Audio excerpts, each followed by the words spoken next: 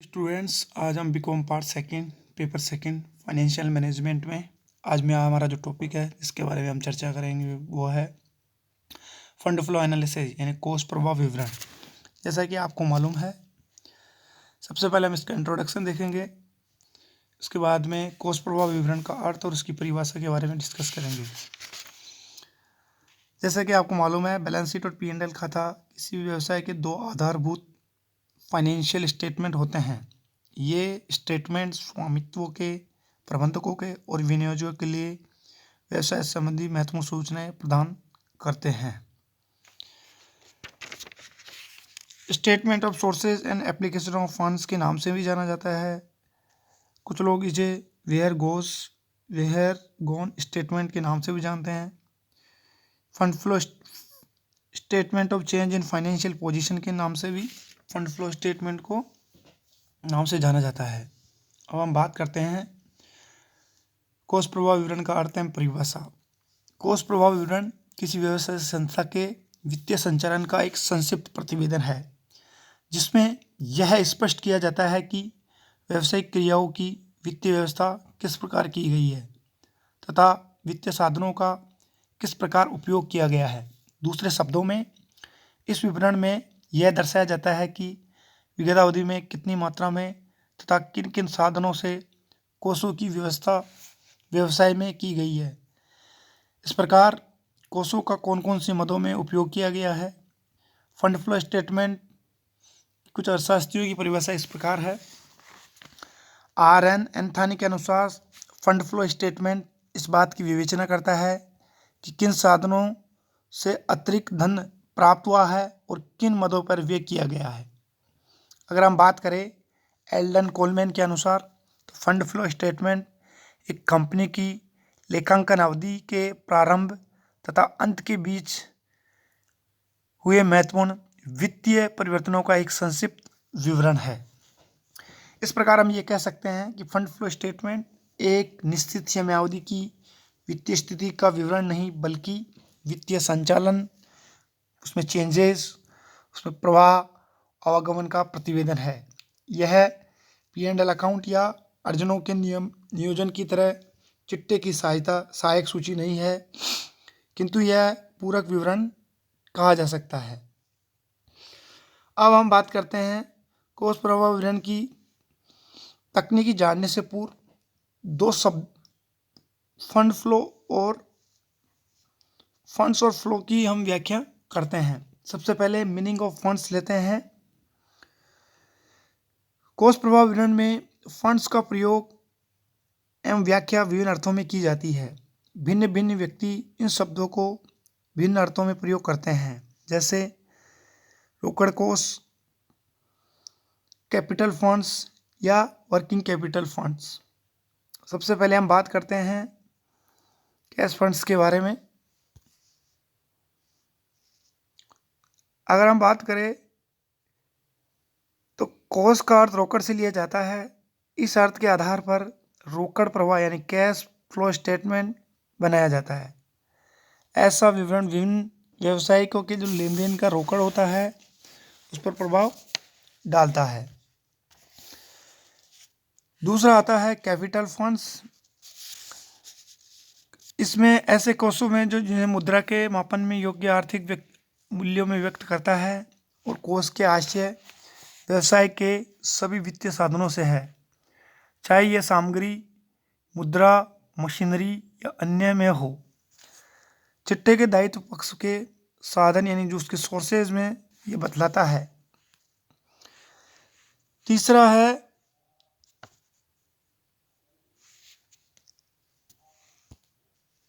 अब हम बात करते हैं meaning of flow of funds. कोई भी व्यवसायिक संस्था है, उसका जो व्यवहार या लेन देन किए जाते हैं, उनके कारण फंड्स में जो कमी या वृद्धि होती है उसे फंड्स फ्लो कहते हैं। चूँकि हमने फंड्स का अर्थ शुद्ध यानी नेट वर्किंग कैपिटल से लगाया जाता है, अतः फंड फ्लो का अर्थ नेट वर्किंग कैपिटल के घटने या बढ़ने से है। नेट वर्किंग कैपिटल में वृद्धि या कमी यानी इंक्रीज और डिक्रीज तभी होगी जब किसी लेन देन में प्रभावित होने वाले दो खातों में एक करंट अकाउंट तथा दूसरा करंट असेट्स या करंट लायबिलिटी हो। दूसरा अकाउंट नॉन करंट अकाउंट स्थायी संपत्ति या स्थायी दायित्व या पूंजी हो। इस प्रकार इसको हम समझ सकते हैं।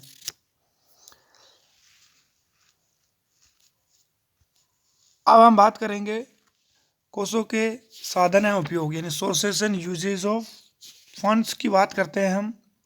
सबसे पहले हम लेते हैं सोर्सेज ऑफ फंड की बात करते हैं। फंड्स का आशय नेट वर्किंग कैपिटल से होता है, अतः कार्यशील पूंजी में परिवर्तन होने वाली सभी व्यावसायिक मदों को इसमें सम्मिलित किया जाता है। जो व्यावसायिक मदें कार्यशील पूंजी में वृद्धि करती है उन्हें फंड्स का साधन, जो मदें कार्यशील पूंजी में कमी करती है उन्हें कोष का उपयोग माना जाता है। अब हम बात करते हैं सोर्सेज ऑफ फंड्स में हम बात करते हैं व्यवसाय में जो लेन देन में नेट वर्किंग कैपिटल में वृद्धि होती है तो फंड्स के स्रोत कहलाते हैं। इसी नियम के अनुसार कोषों के स्रोतों को विभिन्न मदों में नीचे बदला जा सकता है। पहला है प्रॉफिट फ्रॉम ऑपरेशन। संस्था के सामान्य परिचालन द्वारा अर्जित लाभ कोष प्राप्ति का सबसे महत्वपूर्ण साधन है।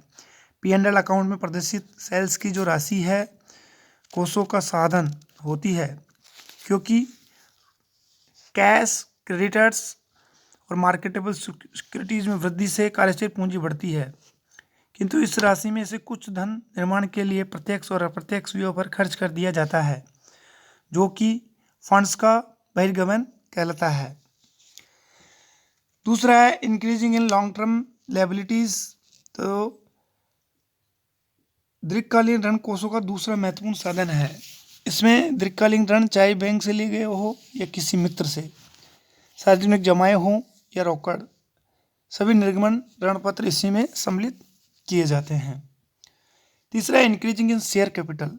नकद धन के बदले अंशों के निर्गमन से प्राप्त शुद्ध राशि यानी बट्टा घटाकर या प्रीमियम जोड़कर कोषों का साधन होती है, क्योंकि इसमें करंट लायबिलिटीज में परिवर्तन हुए बिना ही करंट एसेट्स में वृद्धि होती है। चौथा है sales of fix assets.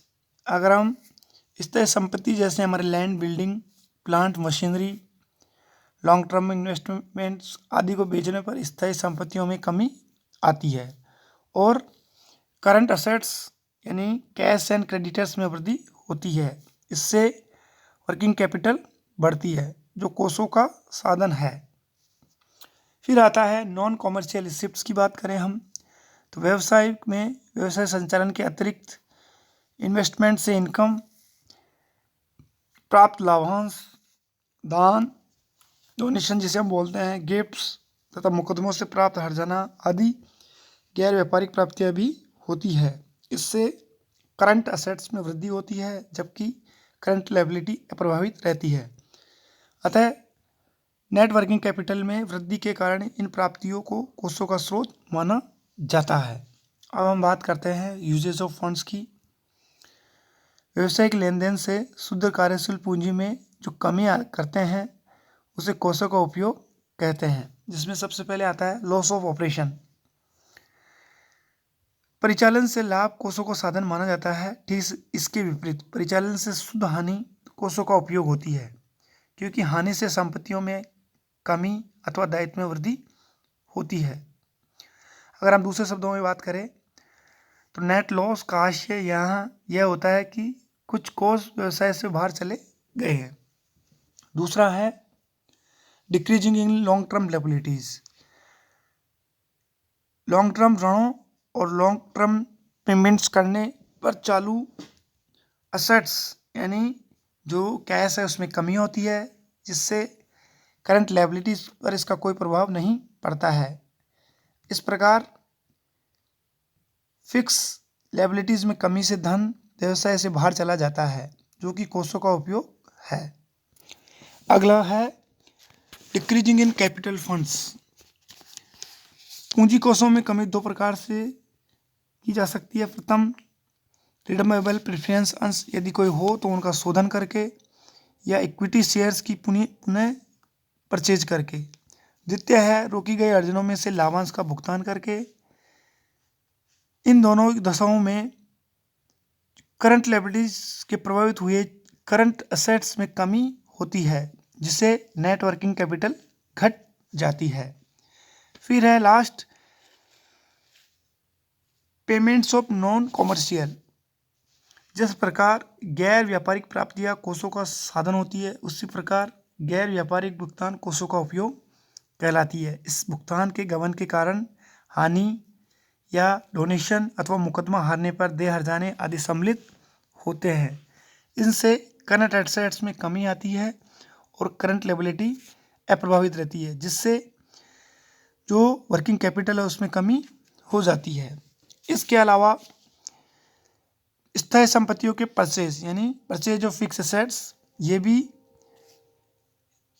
Usage of funds ही माने जाते हैं, जिसमें land, building, plant and machinery आदि फिक्स एसेट्स का क्रय किया जाता है, तो ये कोषों का उपयोग होता है।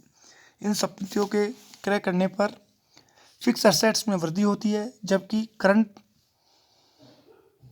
एसेट्स में कमी होती है अथवा करंट लायबिलिटी में वृद्धि होती है। करंट एसेट्स की यह कमी अथवा करंट लायबिलिटीज की वृद्धि कार्यशील पूंजी कमी करती है, अतः स्थायी संपत्तियों का क्रय कोषों का उपयोग कहलाता है। डियर स्टूडेंट, इस तरह से हम यूजेज ऑफ फंड्स को आसानी से समझ सकते हैं। इस तरह से फंड फ्लो स्टेटमेंट्स में सोर्सेज एंड यूजेज दोनों पक्षों के बिंदुओं को हम आसानी से समझ सकते हैं। आज के लिए इतना ही। थैंक यू, धन्यवाद।